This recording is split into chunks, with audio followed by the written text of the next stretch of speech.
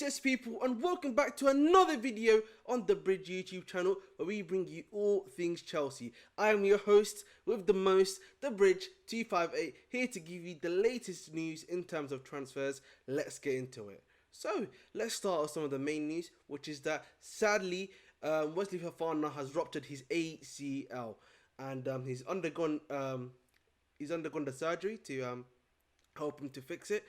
Sadly, he's going to be out for quite a while. It's going to probably be probably till the end of the season, usually with ACL injuries. So he's not going to be coming back anytime soon. So I think what I want to do with Wesley Fofana is kind of like evaluate where do we go next with him, and what is the current situation that we have right now, which can aid us in doing some of the aid us in obviously with what has happened with Wesley Fofana. So let's start with the first bit, which is I think with Wesley Fofana, when we brought him in, we knew that he was quite injury prone. Yes, he'd gone through that leg break injury, and then he broke his fibula as well. He's gone through both of those things. Obviously, since he's come to Chelsea, he's had quite a few injuries as well, which has put him out for a number of games. And now, obviously, this ACL injury, I do think as the football club, you need to now start analysing, maybe bringing in a starting RCB. Listen, I love Wesley Fofana. I think he's a good, talented player who has a lot of skill and a lot of levels to go up in terms of gears for. But the reality of the situation is, as the saying goes, availability is the best ability. And with Wesley Fofana, we do not have that right now. Obviously, with the left side centre back position, we're covered really well. We've got a great competition going on there with both Badiashile and Cole. I do think we need to bring in someone into that position to maybe replace Fofana, and we can at least make Fofana back up. And if he does get to full fitness, where he's always going to be available essentially, and come back in there and fight for his place. That is what I would want to happen. So who could that be? There's obviously a number of options that the club can look at. I might do a video tomorrow or tomorrow after explaining some of the potential CBs the Chelsea Football Club can go for if they're looking to replace Fofana with a top, up and coming or top player in that RCB position. So that's the first part done. But as for the current situation, I think there's a number of options you can go for really. You can play. You can obviously keep Chalobah. I know that Chalobah has been subject to multiple moves, whether that be to Newcastle. Obviously, Inter Milan were interested in him. I think there's another club that I'm missing as well that was interested in Trevor Chalobah. The question is, obviously he's been a good servant to the club. He's fought for his place. He's always wanted to, fight for Chelsea Football Club essentially and his place in the team. So for me, if that is, true and that is what he truly believes in, then we can probably make him stay for the season and he can be the RCB for the season, and I think he'll be good enough to do so. Or if he really wants to leave for his career and move on to get constant starting football where he's guaranteed at the very least, then you're gonna have to look at two options.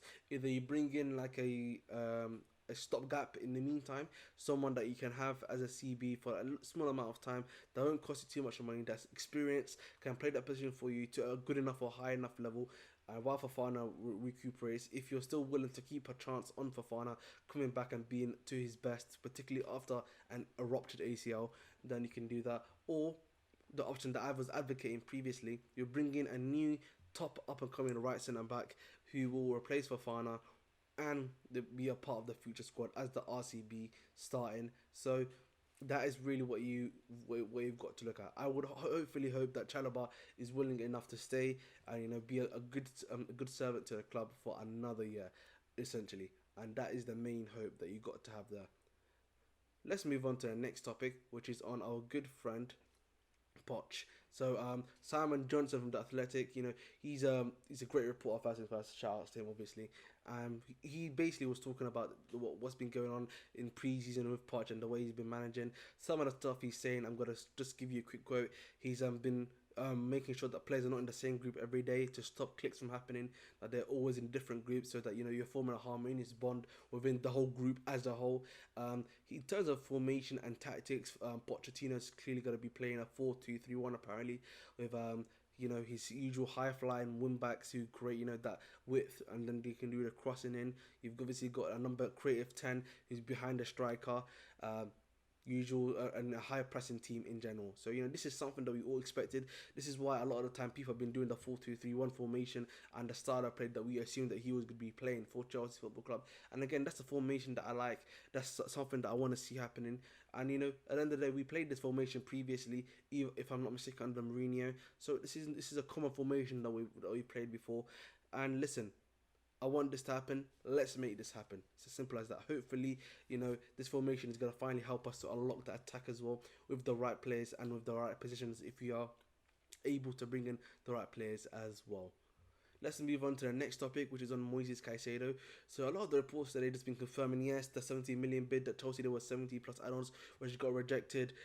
Brighton trying to hold firm for £100 million. The usual lovely jubbly stuff, but it clearly seems that Chelsea are going back in to do something which is more than £70 million base fee, in excess of that essentially, and then plus add-ons. Jacob Steinberg was reporting that Chelsea could do something where it's 80 million or 75 million base fee plus 25 million add-ons to reach the £100 million point for Brighton, which could be feasibly done, and that they would like as well. But again, it just comes down to, are Brighton willing to play ball? We know what they're like. They're usually a bit of dickheads to us, if you're being completely honest, and hopefully they're not like that to us as well. But again, of the Caicedo, I'm not too worried. I think it will hopefully get done this week. I've been saying that for the last month, but hopefully this week is the week it finally gets done, because I want him to play on Saturday when we're beating the brakes of that Brighton team in pre-season. Just as personal vendetta right there. I hope people understand. Now let's go into the next topic, which is on Elia Wahi. So Elia Wahi, as I said to you guys before, is a striker, plays for Montpellier, 20 years old. He's a up-and-coming striker who's very talented. Yes, he has quite a few off-the-field allegations against him, or stuff that's happened in the past. However, what's happened is that Chelsea are really interested in him. They've been making strong enough progress with him as well that he's basically going to be going to Strasbourg. And then the hope is the season after, he'll be at Chelsea Football Club. And that is the plan for him too. Again, I've not got that much to say on him. I've watched him a few times when I watched League On, when I watched Stade de Rennes, to be specific, and Lyon. But he seems like a good enough player, knows how to play the ball, very good striker in general. So for me, at the end of the day, there's nothing much for me to say on that point as well. And finally, there was some quotes that came out, the post-match press conference, where they talk about where the reporters got a chance to talk to the manager one-to-one, and then they can put these quotes in the newspapers, essentially, whether that be the ESPN paper, online, Evening Standard, Telegraph, etc., etc. He's basically was like, Poch was basically like, if you could infer or read between the lines, was saying that we need to start bringing these players in. He obviously was clearly thinking about advocating for a CB, because he said we didn't think about needing a CB, but we may need one.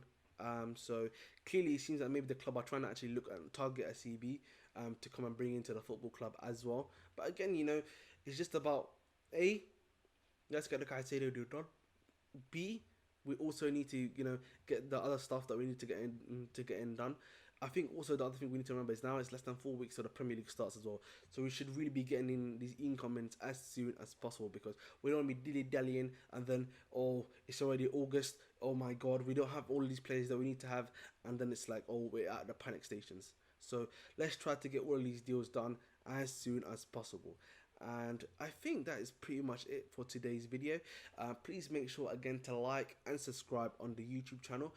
Make sure to always stay blue, as I always say. And guys, we're on 263 subscribers. Let's get to 270. That's the aim of the game, 270. And as you know, streaming tomorrow, Wednesday, 7 p.m. Make sure you're there. We're going to be talking about all things Chelsea, all things transfer related. And then make sure to be here Thursday, midnight Thursday in the UK, where I'll be going live for the Chelsea pre-season watch long, which is half an hour before, just to for all of us to have a little chit chat about what's going on. Then before we get to the game, and then we can have a nice little watch along together, see these players, see what they're about in it. Let's see this Angel Gabriel in action. Let's see the Diego Morero in action. Andre Santos, Caicedo, all of these young and up-and-coming players in action. See, have they got the, have they got the sauce? You know what I'm saying? Have they got what it takes to play for Chelsea Football Club? Obviously, it's going to be quite interesting as well. You might hear some match commentary from me. But but you never know, man. You know, I always try to keep it, you know, as clean as possible. You know what I mean? I do sometimes get a bit angry when people miss goals on purpose. Not on purpose, so not on purpose, but on target. You know, obviously I've got that from the Havertz days, the Werner days, the Lukaku days, the Morata days. You know what I mean? The Higuain days, the Falcao days. Bloody hell, man! I'm writing off soliloquies here at this point. But anyway, that's the video, guys. Love and guidance, and have a nice one.